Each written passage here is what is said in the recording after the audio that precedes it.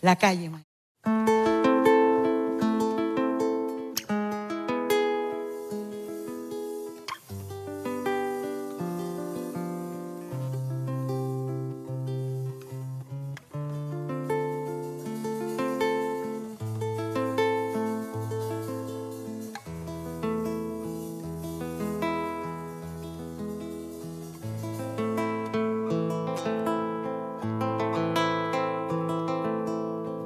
La calle nace cuando el hombre ciego muy de repente dejó de arrastrarse, lleno de duda se pasó rugiendo y estaba entre quedarse y no quedarse. Pero a la larga lo ganó la calle y esa victoria fue un golpe profundo, porque primero se ganó la calle y sobre marcha se conquista el mundo.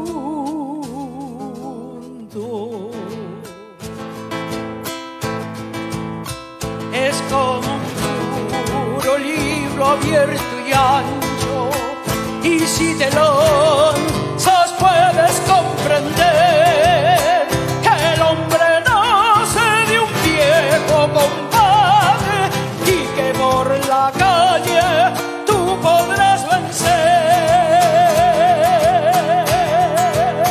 Que el hombre nace de un viejo compadre y que por la calle tú podrás vencer.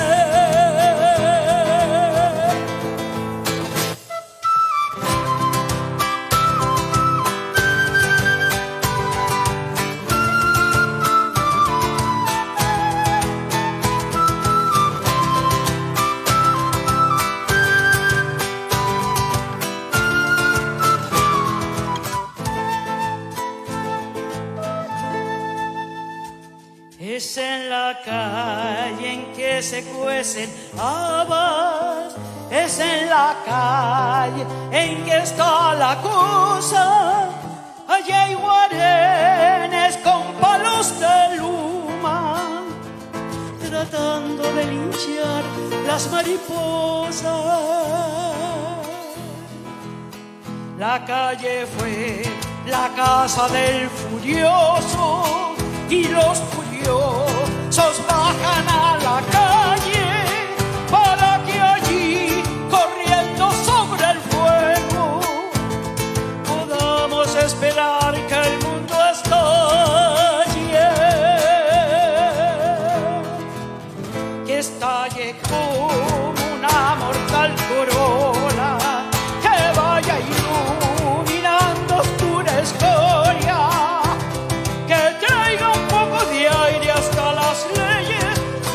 más cordura hasta la historia,